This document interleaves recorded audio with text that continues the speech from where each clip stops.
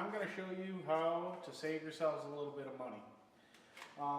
If you've crashed your plane before, you might have seen this engine hanging off the front. You might think, oh, I got to go buy a new fuselage, oh, I got to go buy this, I got to go buy that. No, all you need is some epoxy and some balsa wood, and I'm going to show you how to fix it. Alright, the first thing I'm going to do here is I'm going to get this engine and this engine plate that it attaches to. I'm going to disconnect those from the plane so we can assess the damage. Alright, as you can see, this is the leftover damage. All I did was detached the push rod from there, and I took the piece off that does for the steering. Took those out. Now what we're going to do is assess the damage. As you can see, I pulled this stuff back. We're going to look for the structure right here, and there's some structure left, not a lot. What we're going to do is we're going to epoxy this piece in, solid that up, and clean off all this balsa wood right here to give us a nice edge to glue on. Alright, as you can see, this is what it'll look like when she's done. We're going to set the motor in about there, a little bit farther actually in. The push rod's keeping me out right at the moment. But I cleaned off this little bit of balsa wood here and down here, same on the other side, and that'll give us a good spot to lay in new balsa wood or other kind of wood to bridge this gap. I'm just going to stub nose this plane, make it look like a big stick. Alright, this is the wood I'm going to use. It's some cedar, I don't know, 1/4 inch. It's probably a little thick for what we're supposed to be, or really than what you should use, but I'm a poor redneck and that's what I'm going to use because it'll work, and the little bit of extra weight in the front end is really not going to hurt it none. Alright, I got my front end all cleaned off, as you can see. Now I decided to make this around 4.5 inches. I put it just short of this so that way I can still use the same push rod. I want it in almost the exact same position it was in before. As you can see, I got my pieces all measured out. I'm going to get them cut up. Alright, I got my pieces cut. I'm going to use my bottom piece that actually came off the plane because it broke pretty clean. And you can see I got my cedar pieces there. The engine will sit right here and mount in. And get it all flushed up, clamp it all together, and then you'll have to epoxy it. Alright, I have my pieces laid in here on a bench vise. As you can see, they're a little bit thicker than they're supposed to be. But really, it doesn't matter as long as the structure is sound. Like I said, I got those sat in there. Then I'm going to lay this right here. And lay that in there and epoxy that. And epoxy anywhere that it might be loose before I put that on there, and then we'll be ready to mount the motor. Alright, I'm using standard Z epoxy. It's a 5-minute epoxy. It's a hardener and resin. You take it and mix it in equal parts and mix it together, and it'll dry in roughly 5 to 10 minutes. And it's good strong stuff. So what we'll do, I got it already sitting here. Just take the hardener and the resin, mix it together. You want to get it really good and mixed, because otherwise it's not going to work.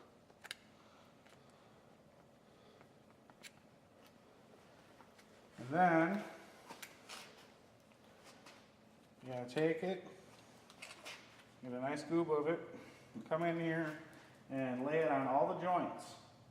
Everywhere where the wood meets the other piece of wood. And don't be afraid to goop this stuff in there. Make sure you don't get it on anything that you don't want it to stay put though, because I got it all epoxied. You see, you got the epoxy there along the edge.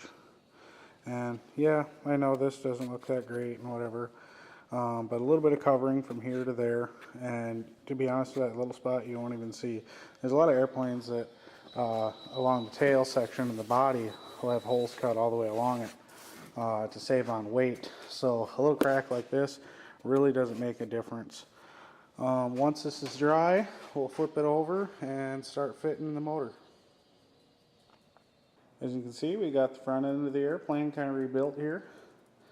I'm going to go in and I'm going to lay some epoxy down in those edges there, strengthen everything up. You can actually lay a couple of little chunks of wood in here as a corner piece for extra stability if you want. I've usually found that if you're going to crash it hard enough to break, the way it is right now with the extra epoxy on it, it's probably going to break those wood chunks too, so really you're kind of wasting your time.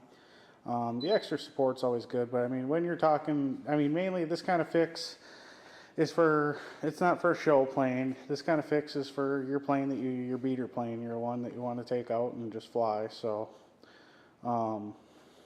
it's good practice, and the more you fix stuff like this, the more you can learn how to do other stuff. All right, now you can see there's these notches here to help the front wall, or the firewall, or whatever you want to call it, stay in place. So I took out of my pieces here 4 little notches. I set it in there and I drew it out and I notched it all out. And now I'm going to get the engine laid in there. Now when you mount your engine, you want to make sure that the nose is down just a little bit, because that creates thrust across the wings. And if you look, even the factory ones have a slight degree of angle into them. Now I know what else you're thinking. You're thinking, why is he not taking the motor off that piece of wood to mount that plate? And I'm going to tell you why. That plate is really easy to mount without the motor on it, but it's really kind of hard to tell if your motor is going to be sitting on it straight. So what I like to do is I like to get it up there, get it in the vise, and then look right down the plane. And you want the glow plug to be pretty much even with the rudder. It should be nice and straight back there, and you want to look on both sides, see how it fits together. Once you're happy with the way it sits, then you can come in here and you can lay epoxy in all these gaps here, fill those up real good, nice. And in here, down, like, see that gap there? You want to fill that all up. This entire edge right here, you want to fill with epoxy. Be careful not to epoxy your push rod. Make sure your plastic's covering it. And then over here, same thing. You don't want to epoxy that hole.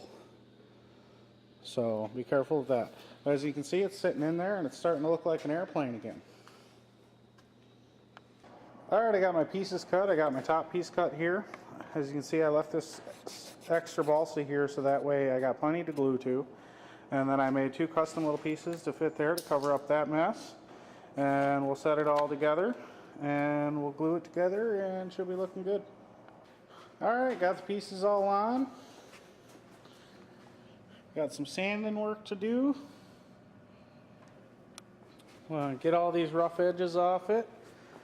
Hook up the steering, hook up the throttle, check over everything, get the gas tank reinstalled, and she'll be an RTF airplane. I'll show you one last shot of it when she's done. Well, as you can see, brand new Alpha 40. Well, slightly used. But I didn't put any tires on it because I'm not sure if the next time I fly, if it's going to be wheels or skis. She's ready to go out flying. I will have my first flight with this recorded, so anybody out there that wants to see it, tune into my YouTube channel.